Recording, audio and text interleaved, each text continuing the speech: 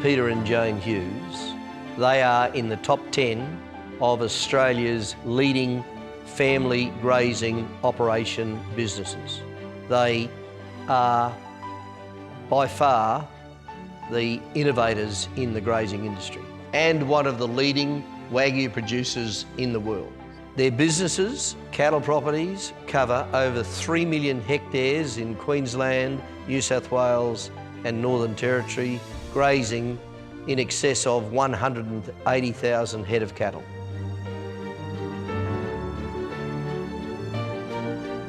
Well, in 1872, which is when the record started, on my mother's side, John and Margaret Shannon went into Saltbush, took Saltbush up. But interestingly enough, in 1872, on my father's side, a fellow called H.B. Hughes came over to South Australia, and he started Nokatunga. And Nokatunga's out in the Grey Range on the Wilson River. Well, about the same time, at the same time that this was happening with the Peters families, my great-grandfather was taking up Tirrawumba. And then when Peter and I met, we were family friends, families knew each other. Very bush, central part of the world in central Queensland. The reason why Peter and Jane led the team that won was because our bid was unconditional. AA was conditional on a capital raising, we were conditional on cash. And as it's correct to say, at the last couple of hours on the Friday, Jack Cowan, who Peter and I had met on a number of occasions, and Peter Manigazzo came in and assisted in the funding, together with that of the Rabobank unconditional finance approval. We went into Stanbroke wanting to keep it together and keep running along the way it was. Peter Manigazzo ended up with 50%, and he wanted to sell stations rapidly to reduce the debt, which would have gutted Stanbroke as we knew it, but it happened anyway. Eventually, Peter Manigazzo bought us all out at a 19 or 20% premium on what we'd paid. So that enabled us that gave us some cash. Then Peter very cleverly put up the Central Queensland places and said there wouldn't be any others. So we jumped in and bought Watalabar, Isla and Craven, but that was good enough. But then he started putting others on the market, and he put on Lake Nash and Davenport, two that I really wanted. So we turned around and sold the ones I had in Central Queensland so we could buy Lake Nash and Davenport. That's where the Georgina came from, because the Georgina River runs through Lake Nash, and there's also a lease on Lake Nash called Georgina. So that's where the Georgina Pastoral Company came from. The Hughes pastoral properties are Tirrawumba, Tumbar and Colomendi in New South Wales. The Georgina properties are Caldervale, Lake Nash, Corongaloo and Miranda. Of the Hughes pastoral group, the gem is Tirrawumba, the Tirrawumba aggregation, which is just breeds Wagyu cattle to be backgrounded at Tumbar, which is another Hughes pastoral place. Bundara down in New South Wales is where we breed our bulls. So we breed them there and bring them up into the north. Tirrawumba is a beautiful place. It's an absolute powerhouse in the fact that from there we've grown, and it keeps providing. It's grown and grown. It's a gem. Tarrawumba is the heart and soul. It's in a wonderful position. There is better country, it's just the position. It's just in behind the ranges. It's about 100 south of Mackay. It's semi-coastal country. It's fairly assured rainfall. There's been probably 2 or 3 empires have been generated from the horsepower of Tarrawumba. In 1992, when we took over, it was about 90,000 hectares with 12,000 head of cattle. Now, with the combined Georgina and Tarrawumba, we're a bit over 3 million hectare and 180,000 cattle. First, the most important thing is family, because you're out there in the bush and you need people to back you up.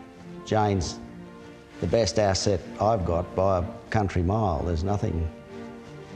It's a tremendous relationship. People are very important.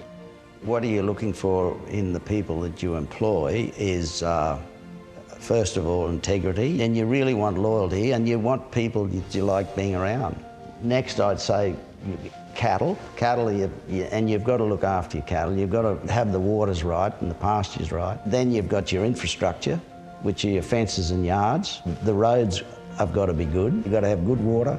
And you also got to be very careful with your stocking rates.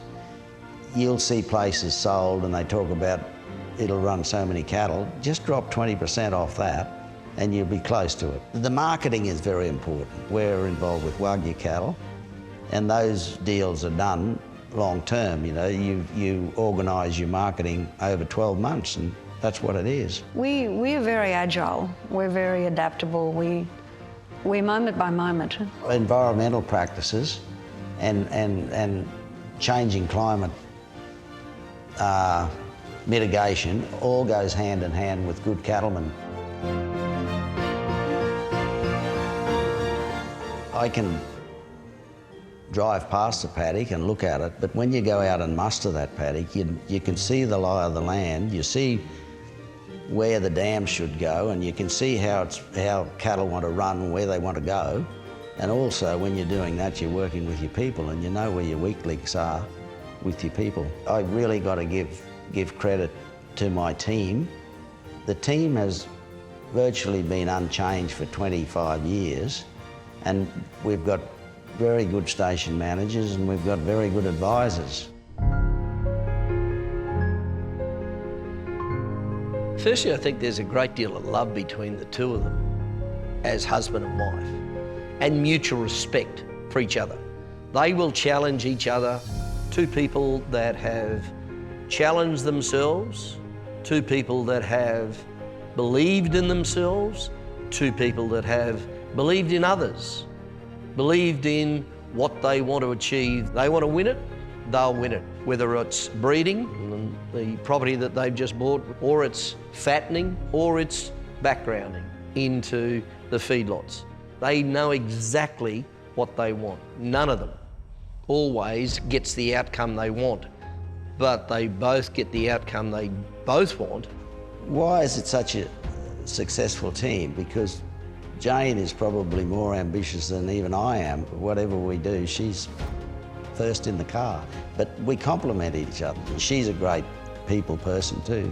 Although Jane might be a tougher cop than I am. Peter and I work well together. We have a very similar approach to things. We have the standards we have. We expect the best. We always expect the best, both of us. We love having good people around us. What we do is not possible without people around us. We like people involved. We both like that. We have a wonderful office, magic people in our office. We have our managers, we have our wonderful advisors. I think what our secret is to keep things very simple. Integrity is a great asset. Integrity is what makes you able to gather a team around you, and then you have consistency. Consistency is very important, so that the people that you're dealing with can understand which way you're going to jump and what you're going to talk about. Truth gives hope. Hope gives soul. Soul gives strength to go forward, to enjoy, to have fun. And, well, it's family. family. Family builds communities, communities builds the world. The values today are what we've learned and what we know from our past, from our family. We listened from being young in the bush.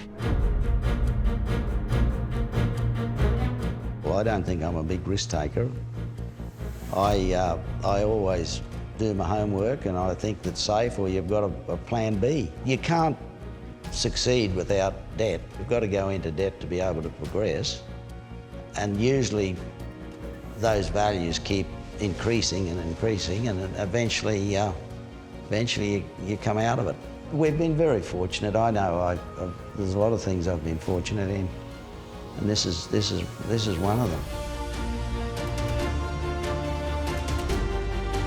We live in the bush, we work in the bush. We believe there's nothing better than spending your profits on improving your situation for the next downturn. The more you innovate to make it safer for the next round of downturn, which inevitably will come, it just makes it stronger. The change to Wagyus, it seemed to be a simple thing to do at the time, and the obvious. I mean, those simple, obvious things are the way, it's like water. That's the way it works. And the Wagyu was so workable, and we didn't see the problems. The beef's a wonderful product. Wally Ray bought a brigalow block next door, but he always talked about the eating quality of beef, and he shouted himself a trip to Japan and saw that they were getting $15,000 and $20,000 for a carcass in Japan. He just couldn't believe it, and he just set about getting that semen out of Japan across to America and then bringing it into Australia. We bought some of his first cross bulls, and we sort of experimented with them. We used those bulls for probably 10 years until we decided that there was no going back. And then in 2000, we've used nothing but Wagyu bulls, and we've filled Lake Nash up with them, and we've built the herd enormously, and it is very rewarding. I mean, everybody talks about diversifying. I've seen a lot of people diversify. They make their money in something and diversify into something they know nothing about, and they blow all their money. I'm not interested in doing that. When we get to our advisors, Barry Taylor was enormously instrumental and helpful. And then we go to Jim Brennan, our financial advisor and rural advisor, been with us since day one. And then there's our station managers, Angus and Kimberly Rains at Caldervale, have been with us a long time. Aaron and Natalie Gibson at Lake Nash, been with us a long time. Our administrative manager is Teresa Cobb. She's been with us since day one. Been an enormous help, a really effective person. Gets what she wants very sensitively and runs a very good business. Phil Clark, who was Price Waterhouse, he's been with us since day one as well. And Sam Fiddler, she's been there since day one. And yeah, Adam Parrish is our accountant in Mackay, who's been there forever too. And Greg Whitmore was very instrumental in our family rationalisation. We are a continuing family business and have no intention of selling to anyone. We've been blessed with two very capable sons that have been brought up in the pastoral world and appear to really enjoy that part of it, and they're becoming very good at it. The big thing in a family in the bush is to install that bush in them. You know, it's an infinite business. There's no beginning, no end. It just goes on, and you just take advantage of or it just helps you get where you're going. Because the family's important, it's the hub of everything. If you can give out rather than have to take, it's better for the community, better for the family, better for the community. Insofar as the Queensland economy is concerned, the contribution they've given to Queensland, but also the Northern Territory, is extremely powerful. Just the number of staff, the amount of purchases they make in the smaller little towns that are in and around their cattle properties, be it in the Territory or Queensland. What is Queensland to me is it is absolutely the best state to be in. I'm born and bred here, and most of my relatives are born and bred here. It's in the pastoral world, or it's the best place to be. Ours is a very proud Queensland business stretching back over 150 years. I'm a very proud Queenslander. I don't know why everyone else doesn't want to be here, but I don't want them all here.